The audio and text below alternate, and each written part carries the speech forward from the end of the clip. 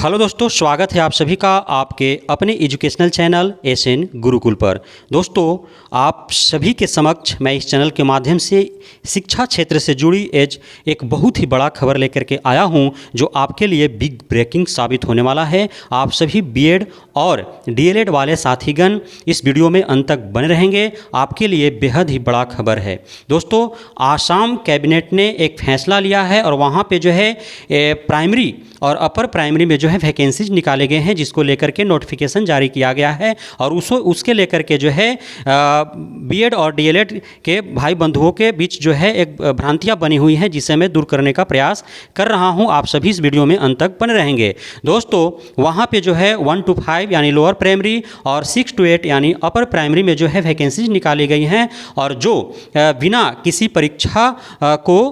जो है बिना किसी परीक्षा के ही वहाँ पे जो है वैकेंसीज भरे जाएंगे, जिसे लेकर के जो क्राइटेरिया तय किए गए हैं उसमें जो नोटिफिकेशन में दिया गया है, जो 4 बिंदु दर्शाए गए हैं वो सेम एटीज है, जिसके लेकर के जो है भ्रांतियाँ फैली हुई हैं। दोस्तों, यहाँ पे जो मुख्य बिंदु हैं जिसको लेकर के भ्रांतियाँ फैली हैं उसमें है कि जो आपका 1 to 5 अर्थात लोअर प्राइमरी के लिए जो आप देख रहे हैं, 3rd point 5% of marks secured in diploma in elementary education और बैचलर ऑफ एजुकेशन और बैचलर ऑफ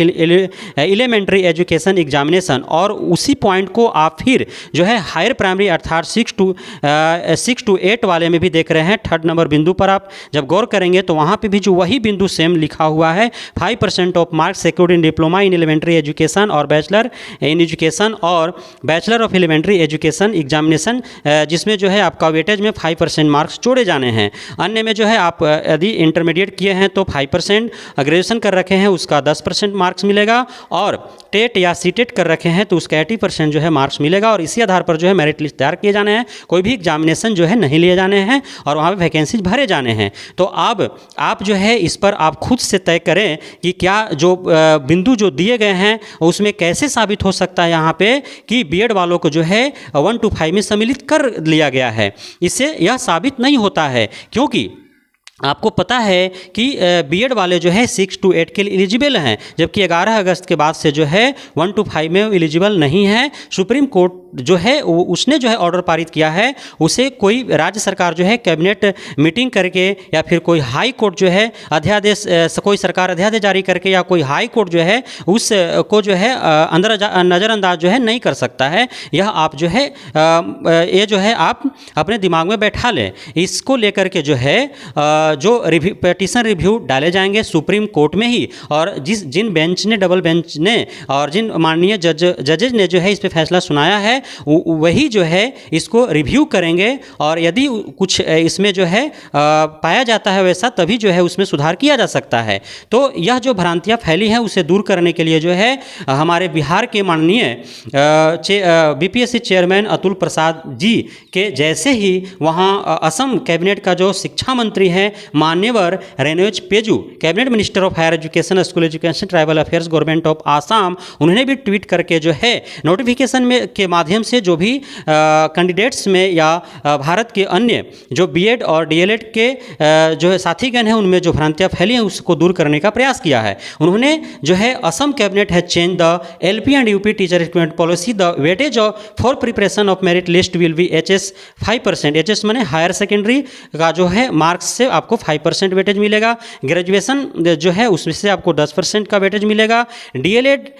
से जो आपको 5%, अब यहाँ पे जो है बीएड नहीं लिखा गया, सिर्फ डीएलएड लिखा गया है ना, और एंड टेट जो है वो 80%, अर्थात ये जो 5% आपको डीएलएड और बीएड दोनों से मिलेगा। डीएलएड आपको प्राइमरी में और बीएड आपको जो है 6 to 8 में मिलेगा। इसको आगे खंडन किया गया है इस ट्वीट के माध्यम से। यहाँ पे जो है रेणुज पेगू जी ने ट्वीट किया है कि cabinet approved amendment of rule 3 schedule 1 of the Assam elementary education rules 1977, the number of candidate selected will be equal to the number of vacancies. उन्होंने कहा है कि उतना ही लोगों का जो है मेरिट लिस्ट तैयार किया जाएगा, उतना ही कैंडिडेट्स को सिलेक्ट किए जाएंगे, जितने कि हमारे पास नंबर ऑफ वैकेंसीज है उससे अधिक जो है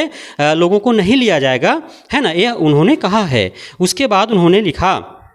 आगे के ट्वीट में उन्होंने कहा कि as per NCT guideline BEd is allowed as an eligibility criteria for requirement of teacher in UP level. उन्होंने यहाँ साफ साफ कहा है कि चूँकि 11 अगस्त 2023 को मान्यवर सुप्रीम कोर्ट के ऑर्डर पारित होने के बाद जो बीएड वर्सेज बीटीसी जो मामला चल रहा था उस आपका मान्यवर सुप्रीम कोर्ट ने साफ साफ उन्होंने जो है बीएड को प्राथमिक में शामिल किए जाने से जो है मना कर दिया है। उसके बाद जो है एनसीटीई ने भी अपने वेबसाइट पर जो है एज इट जो है उसके जो फैसला को जो है उन्होंने अपलोड कर रखा है। तो अर्थात 11 अगस्त के बाद से जो है बीएड वाले प्राथमिक में शामिल नहीं है किसी भी कीमत पर, और यह किसी राज्य सरकार या फिर किसी हाईकोर्ट का वश की बात नहीं है कि सुप्रीम कोर्ट के आदेश को वह जो है अवहेलना कर दे। इसके लिए जो है रिव्यू पिटीशन जो है सुप्रीम कोर्ट में ही डाले जाएंगे और जिस बेंचेज में सुनवाई हुई है उसी बेंचेज में जो है वहाँ पे रिव्यू पिटीशन किया जाएगा। यदि किसी प्रकार से कुछ उसमें जो है